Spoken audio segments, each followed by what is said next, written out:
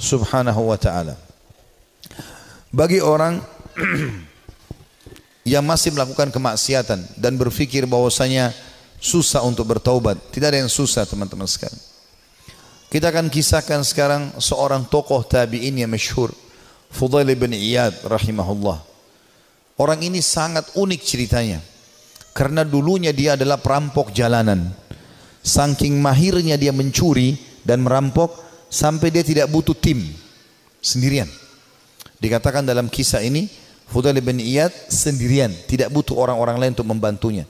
Dan setiap kali ada kafilah mau lewat di tempat Fudail, pasti mereka ketakutan, lebih takut daripada melewati tempat yang lain, karena Fudail bunuh, ambil hartanya, gak ada toleransi. Dan dia satu orang bisa mengalahkan sekian banyak orang dalam duel dan berperang. Sampai satu waktu ada satu kafilah, satu malam Fudail bin Iyad lagi nunggu-nunggu, ya, ada mangsa yang lewat, dia ingin mengambil dan merampok dari mereka. Di tengah jalan, subhanallah, atau pas lagi nunggu, ada kafilah yang lewat, bukan tengah jalan, ada kafilah yang lewat. Kemudian kafilah ini berbicara satu sama yang lain, dan Fudail mendengarkan. Jangan kita lewat jalan sini, karena ada Fudail bin Iyad, nanti dia akan mengganggu kita, ya, dan tidak bisa kita selamat dari dia. Bagaimana dengan keadaan keluarga dan harta kita? Dengan kalimat ini yang didengar oleh Fudail, Fudail mengatakan, begitu takutnya manusia padaku, gitu kan. Maka dia pun mengatakan, mulai hari ini ya Allah, aku berjanji aku tidak akan pernah mengganggu orang lain lagi. Dalam riwayat yang lain, Fudail lalu keluar, lalu menemui mereka, lalu mengatakan, akulah Fudail bin Iyad yang kalian sebutkan tadi. Dan karena perkataan kalian tadi, aku merasa aku telah menakut-nakuti manusia. Maka dengan itu aku akan berhenti dan tobat, dan kalian akan jadi saksi. Lalu Fudail menghormati mereka menjadi tamu pada malam itu. Mulailah Fudail menyembelikan buat mereka hewan, dia berburu sendiri malam itu, dia sembelikan, dia biarkan mereka membuat kemah di sekitarnya. Setelah dia membakar makanan, dia menyiapkan makanan buat mereka, rupanya ada satu orang dari kafilah itu, orang saleh, membaca firman Allah Subhanahu wa taala yang berbunyi, ini disebutkan dalam surah Al-Hadid, ya, ayat 16. Yang Allah Subhanahu wa taala berfirman, a'udzubillahi minasyaitonirrajim, alam ya'ni lilladzina amanu an takhsha qulubuhum li dzikrillah wa ma nazala minal haqq. Belumkah tiba saatnya bagi orang-orang beriman untuk tunduk hati mereka, dan mereka agak tunduk hati mereka kepada zikrullah dan apa yang turun dari kebenaran dalam Al-Quran. Fudail bin Iyad orang Arab, dia faham betul makna ayat ini. Artinya, sampai kapan kamu mau lalai, kata Allah SWT. Belum tibakah saatnya bagi orang beriman untuk tunduk hatinya dan berzikir kepada Allah dan apa yang diturunkan dari kebenaran dalam Al-Quran? Maka Fudail pun menangis mendengar ayat tersebut. Lalu dia ulang-ulangi ayat itu sampai akhirnya dia menunjukkan taubatnya. Subhanallah, setelah dia taubat, mulai hari itu dia pergi ke Mekah. Tiap hari Mekah dan Madinah. Artinya setiap saat dia di Mekah sebentar, nanti di Madinah lagi sebentar. Tidak pernah meninggalkan dua kota yang suci ini. Dan kata para ulama, orang-orang yang pada saat itu sudah menjadi ulama, ya, kemudian menjadi sahabat dekatnya Fudail. Di antaranya Abdullah bin Mubarak, Sufyan al-Thawri. Ini semua orang-orang yang luar biasa ibadahnya, terkenal sekali kesolehannya. Itu mereka mengatakan, kami tidak pernah menemukan orang setakut kepada Allah seperti Fudail bin Iyad. Dia luar biasa, kalau datang dekat Ka'bah nangis kepada Allah Subhanahu wa taala. Kalau nangis bisa sampai pingsan, karena ketakutannya kepada Allah Subhanahu wa taala, dan dia betul-betul tulus. Sampai akhirnya Allah letakkan hikmah, kalimat hikmah dari lisan dia. Banyak kalimat-kalimat mutiara yang disebutkan oleh Fudail bin Iyad rahimahullah, dan itu dinukil oleh para ulama. Seperti misalnya dia mengatakan, sambil dia berdoa kepada Allah, tapi ini orang dengar diam-diam, dia sebutkan diam-diam di hadapan depan Ka'bah. Dia mengatakan, idza azharta aibana fatadhhar walan nastati'a satrah. Ya Allah, seandainya Engkau membuka aib-aib kami, maka pasti akan kelihatan dan kami tidak akan mungkin bisa menutupinya. Wa nufdah, dan kami pasti akan dipermalukan. Wa idza azharta amalana fanuhlik bi'adzabik. Dan kalau seandainya Engkau memperlihatkan amal-amal kami, akhirnya orang jadi puji-puji kami, maka kami akan binasa dan kami akan kena hukuman-Mu. Kemudian dia juga menyebutkan dalam statementnya yang masyhur setelah dia taubat, kamu berhias untuk manusia, hai Fudail, berdandan untuk mereka, dan terus saja riya, pamer ibadah-ibadah sehingga mereka menilaimu saleh, mereka menunaikan kebutuhanmu, kemudian melapangkan tempat duduk untukmu dan bermuamalah denganmu karena mereka salah duga. Kamu buruk bila demikian adanya. Artinya orang-orang akan menilai kau seakan-akan kau itu orang soleh, padahal sebenarnya tidak. Ya. Dia terus menasihati dirinya agar jangan sampai dia lalai. Ibnu Mubarak berkata, Abdullah bin Mubarak setelah melihat ibadahnya Fudail bin Iyad yang tadinya penjahat besar, perampok jalanan, suka membunuh dan merampas harta orang. Sesungguhnya Fudail merupakan bukti kebenaran kekuasaan Allah Azza wa Jal yang memuncul dengan Allah atau Allah memunculkan hikmah melalui lisannya.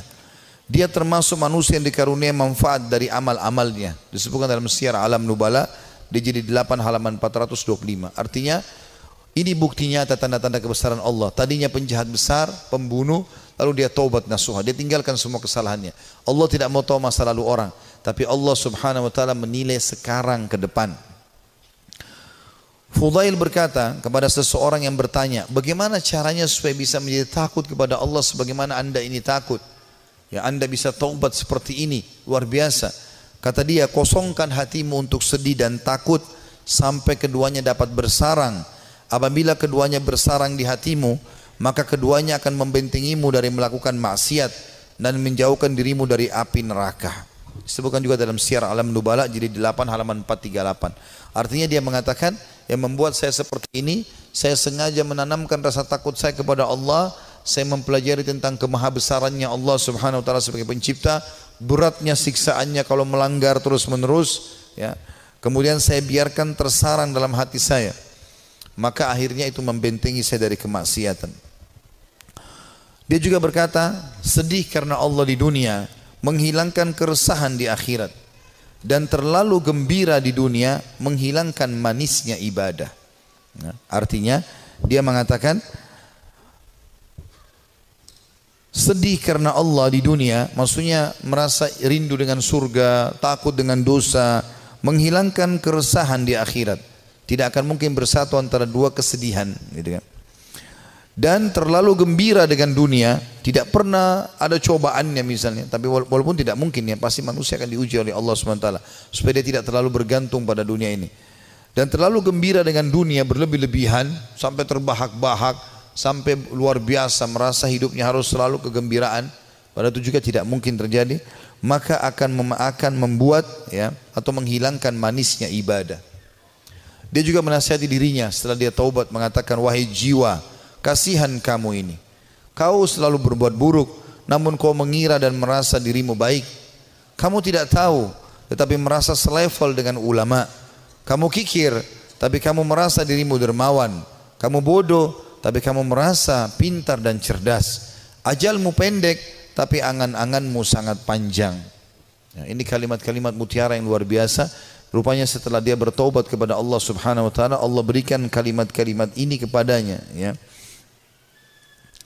Dia mengatakan, saya ulangi, wahai jiwa, kasihan kamu.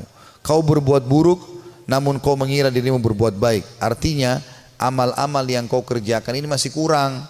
Tapi kenapa kau selalu merasa bangga? Ini dia nasihati dirinya sendiri. Karena ada orang kadang-kadang begitu, dikuasai oleh syaitan, dia merasa bangga. Saya sudah haji sekian kali, saya sudah pernah bersedekah ini dan itu, saya pernah bangun masjid satu masjid itu terus yang dibahas. Apa saja semuanya dibanggakan. Maka dia menasihati dirinya supaya dia terus termotivasi mau ibadah. Dia mengatakan, wahai jiwa, kasihan kamu. Kau sebenarnya berbuat buruk masih sedikit, tapi kau pikir dirimu sudah berbuat banyak. Kau tidak tahu, ya, tapi kau menganggap dirimu selevel dengan ulama. Ini juga banyak jadi penyakit di dalam tengah-tengah penuntut ilmu. Baru belajar setahun 2 tahun sudah merasa dirinya luar biasa. Akhirnya sudah mulai membicara tentang ulama ini, tentang ulama itu. Habis waktunya untuk itu. Maka semestinya seseorang menyadari kalau dia baru belajar, ya sudah dia belajar. Sebagaimana dikatakan oleh Fudail di sini rahimahullah. Beliau mengatakan, kau tidak tahu tapi kau merasa dirimu selevel dengan ulama. Yang ketiga dia bilang bahwa dirinya, kamu kikir tapi kau merasa dirimu dermawan. Ya, artinya berapa banyak sih yang kau sudah sedekahin sehingga kau selalu banggakan, hai Fudail, padahal sebenarnya kau bakhil. Sedikit sekali yang kau keluarkan dibandingkan nikmat Allah yang melimpah kepadamu. Ini juga ya tamparan yang sangat keras bagi orang yang tadi baru sedekah sekali, 2 kali, 3 kali dalam 1 bulan, dalam 1 tahun, bahkan mungkin 10 tahun sekali. Atau mungkin seumur hidup baru melakukan 1 kebaikan itu. Jadi misalnya membangun sebuah masjid atau 1 kegiatan, sudah dibangga-banggakan. Ya. Kemudian dia mengatakan yang keempat, kau bodoh tapi merasa dirimu pintar dan cerdas. Ada orang juga ini kena penyakit ini ya. Begitu dia sudah belajar agama, dia sudah mulai faham sedikit ayat, hadis, maka dia rasa dirinya tidak perlu belajar lagi. Ini keliru. Kita harus menuntut ilmu sampai menjelang meninggal dunia. Dan beliau mengatakan, ajalmu pendek tapi angan-anganmu sangat panjang. Artinya banyak angan-angan yang kau bangun tapi sebenarnya semuanya itu mengganggu hidupmu. Juga dia berkata, Fudail rahimahullah, manusia paling berdusta adalah mereka yang mengulangi perbuatan dosa yang pernah dilakukannya. Manusia yang paling dusta adalah manusia yang mengulangi apa yang pernah dia lakukan dulu. Manusia yang paling bodoh, jadi kalau dia pernah buat dosa dia ulangi lagi, berarti dia manusia paling dusta. Karena dia sudah tahu salah tapi kenapa dia lakukan. Lalu dia mengatakan manusia paling bodoh adalah manusia yang memperlihatkan amal kebaikannya. Kalau ada manusia yang mau dinilai paling bodoh adalah orang yang suka pamer-pamer amalnya. Ya, saya ini lakukan, saya sudah haji sekian kali, saya sudah bangun masjid ini dan itu, saya sudah begini dan begitu. Dia banggakan amalnya. Itu manusia yang paling bodoh. Karena hilang semua pahalanya dengan dia riya. Lalu dia mengatakan manusia yang paling dekat dengan Allah, yang paling takut kepadanya. Ini juga statementnya mirip dengan apa yang dikatakan oleh sebagian ulama.